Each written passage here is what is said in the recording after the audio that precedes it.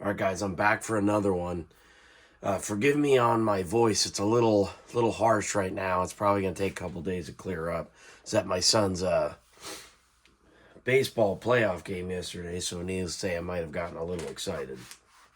So anyways, this is the 10 gauge Hevi-Shot ounce and 3/4 load. So this is one that I used in the past a couple years ago.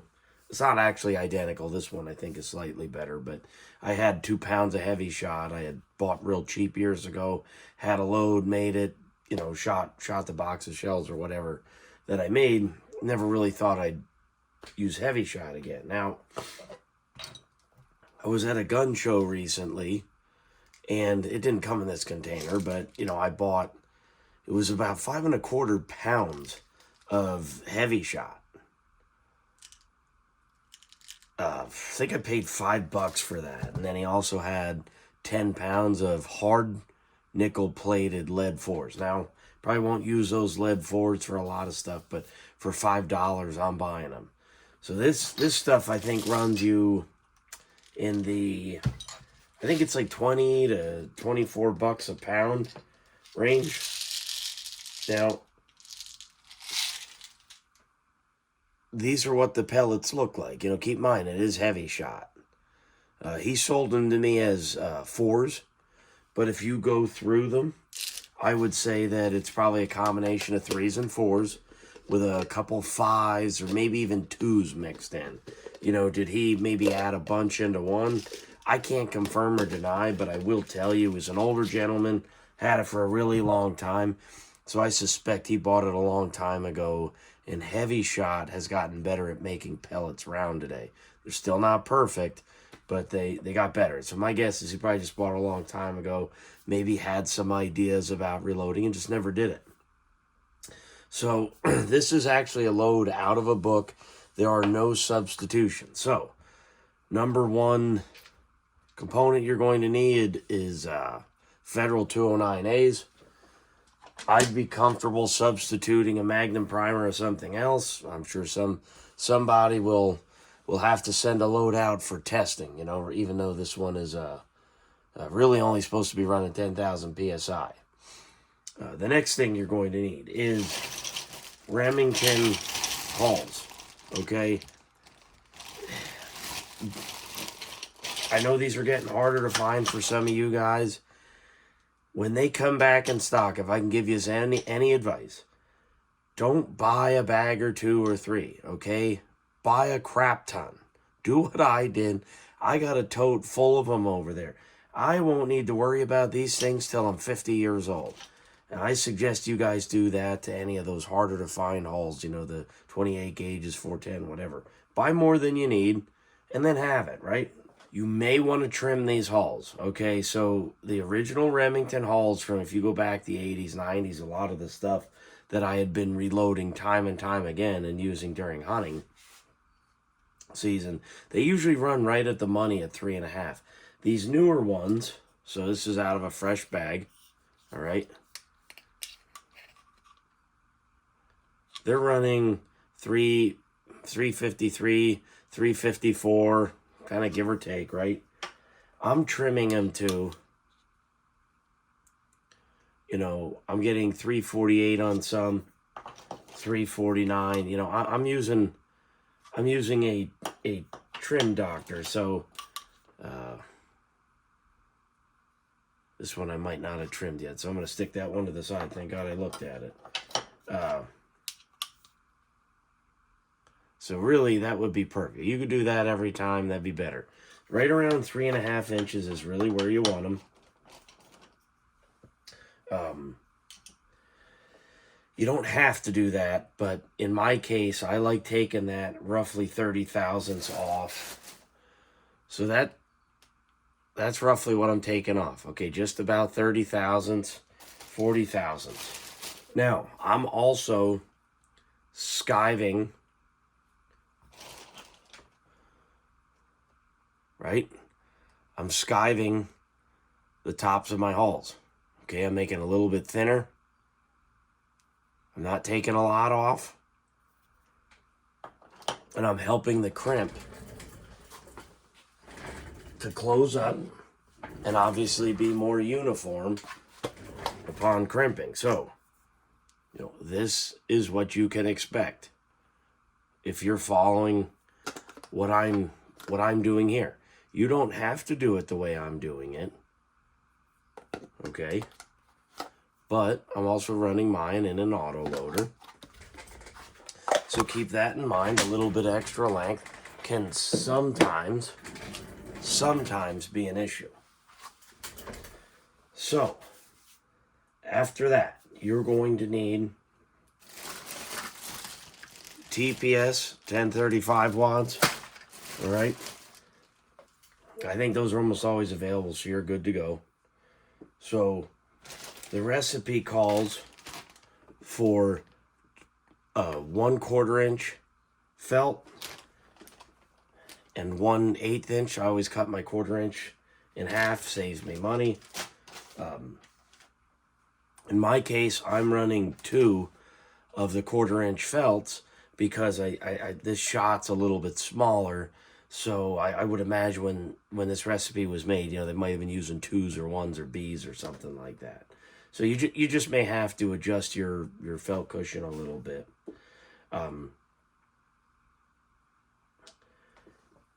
You're going to need 40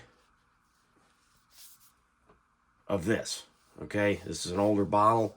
Actually bought this at a gun show probably 2 months ago. It was brand new, $20. Got to be looking for deals, guys. If you want to do this, you want to reload, you want to make good ammunition. It doesn't always have to be full price. Look around, stuff like this pops up. Okay, those Federal 209A primers I showed you, I bought that whole brick a couple years ago, $25. You got to keep your eyes and ears open.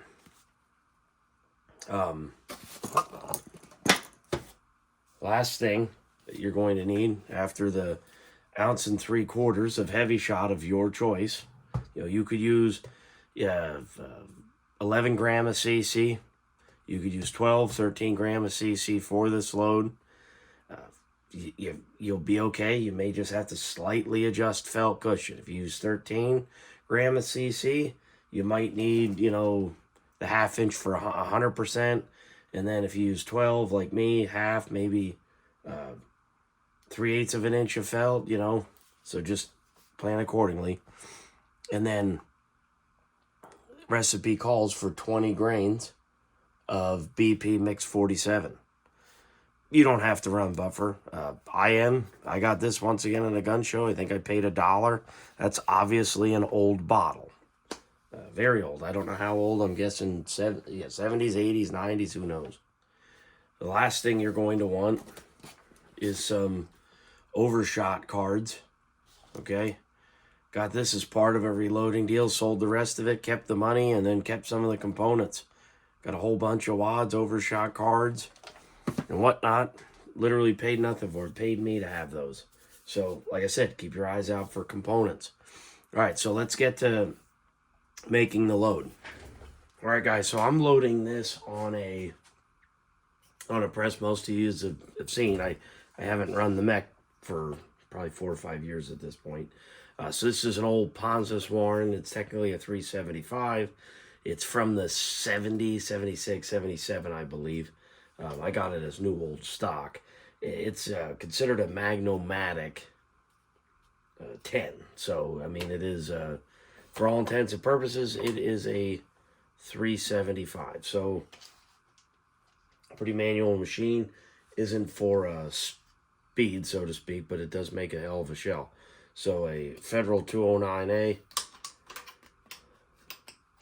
Shell's barely fitting here.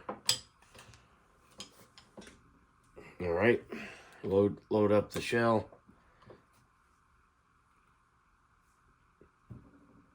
Seat your primer. And what I do is I drop the entire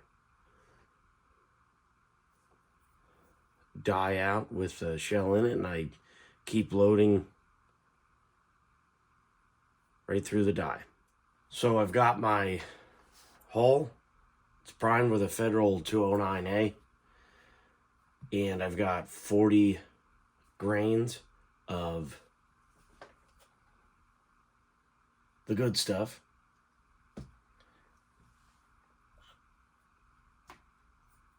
It was bouncing around between 40 and 40.1, so it's just a heavy 40 grain load, if you will. Don't get too worked up about it. This load's running 1,360 feet per second, and the pressure is in the book at 10,000 psi roughly. So, with another extra eighth of an inch of felt cushion, and it might even be a pinch slower in my case, and maybe even a little bit less on psi. So I'm feeling good about it. I'm not worried about it. Here's my TPS 1035. These are a nice tight fit in this hull.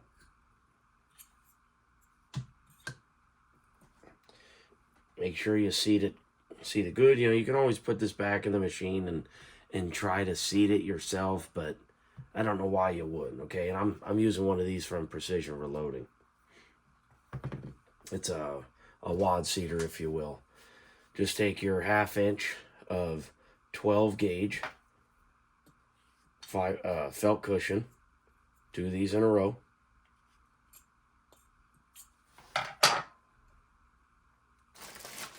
And now I'm going to weigh out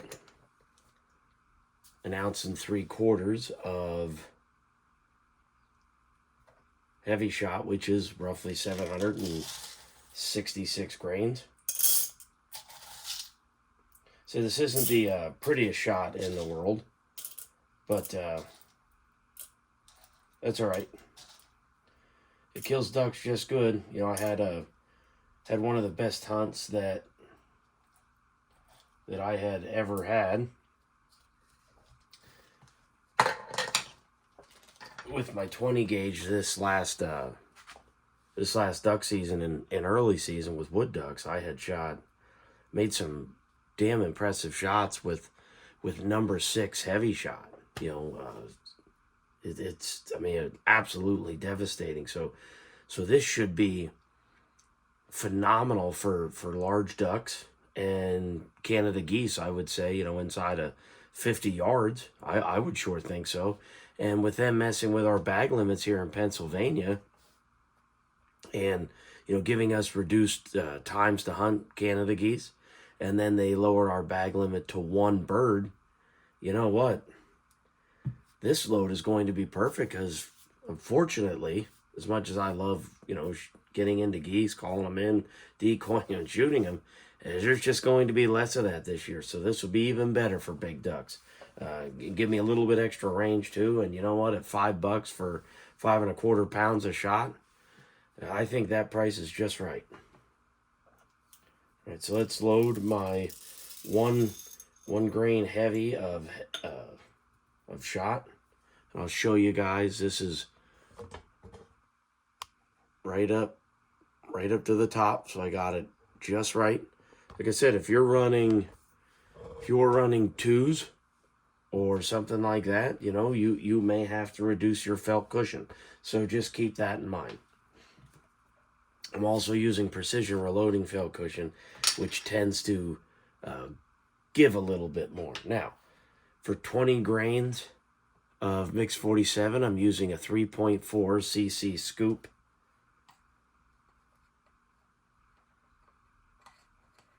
And you'll get about 19, 20 grains on average. And it's pretty much just right. So, this load, really, I could almost nickname it, the budget premium 10 gauge load, because half the stuff I'm using I've gotten for little to no cost to me, because, I'm always looking for that next deal. Now, the Mix 47 is not like PSB, and because this shot isn't round, it does not flow through the shot real easy. And this stuff's kind of a pain in the butt, but it is functional. I still don't think it's as good as PSB, but you know what? It does work good. I'm not even necessarily and entirely sure that you even need it for this load. So feel free to skip it if you don't want to add it. but I have it. The recipe calls for it, so I feel pretty good using it. So there's the finished product. Just the right amount of buffer, as you can tell. We're going to top it off with an overshot card. This is the only thing I did different in this load. They call for a 12 gauge overshot card. I'm opting to use my 10 gauge cards. That's completely up to you. If you want to run a 12 gauge card, run a 12 gauge overshot card. I like the tight fit, keeps the buffer in, and well, I got 1,000 of them for free, so I'm going to use those. So let's go over to the press and close this one up. All right, guys, so I got the entire assembly here in the die. Doing my best to try to video this for you, show you the entire process. Not always the easiest thing down here, filming around a phone on a tripod here. You know, I don't have the best equipment. So going up for the 6-point crimp, and I usually try to nurse this in, guys. This is a brand new hull, but there's no reason to, you know, send this sucker home. You know, we aren't trying to win a competition for speed, okay? It's a beautiful 6-point crimp. This is a typical Ponsness Warren. And I know some of you are like, oh, they're just not worth the price. Look, if you feel that way, then you feel that way. Oh, I can do that on a Lee load-all. Hey, have at it. Have at it. This press is repeatable. It's built like a brick shithouse. It's such an amazing press. And you know what? I only paid about $200 for this thing about 4 years ago, 5 years ago, whatever. I'll tell you right now, I'd pay retail for one. That's how much I like it. So I'm going to go and close it up. I usually spin it around. You don't have to. I just have some form of OCD, I think. I'm just going to release the shell out of the die. Comes out real nice.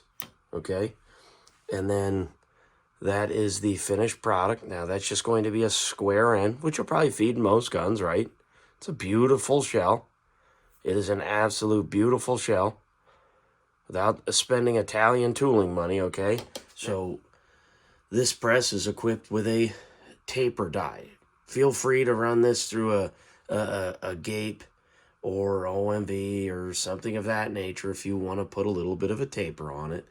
That does reduce hull life slightly, and I want to get as much as I can out of these 10 gauge hulls.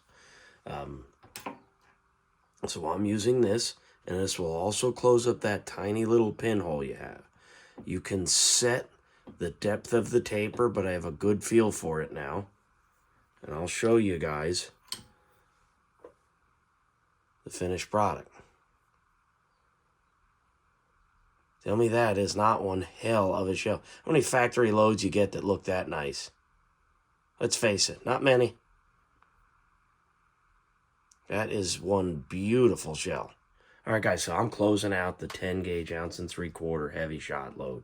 So, yeah, like I said, this may not be for everybody, and I get it, you know, with the price of shot and all these tariffs and everything going on and trade wars, whatever the hell's going on in the world today. I think Hevi-Shot is starting to get pretty pricey, or just get to the point where, you know what, probably just buy TSS. But, you know, some of you guys might have it laying around. You know, maybe it's bought it real cheap like I did. But the point is, this is a great load. I will pattern it. I'll make a video at some point to show you guys the pattern. I usually like to add the pattern to a video, but I just don't have the time to get to the range. Hopefully I can squeak some more time out here in the future. Got a bunch of loads coming up between a 28 gauge, some 410 for waterfowl. Maybe even a 10 gauge load or two yet. I've got some update videos I'd like to make and where my steel load, my favorite steel load for the 10 gauge, where that's kind of been the last couple of years. And I think I dialed that in a little bit better than it was, and it was amazing before. So yeah, I'm just closing it out. Appreciate you guys watching. Appreciate the feedback.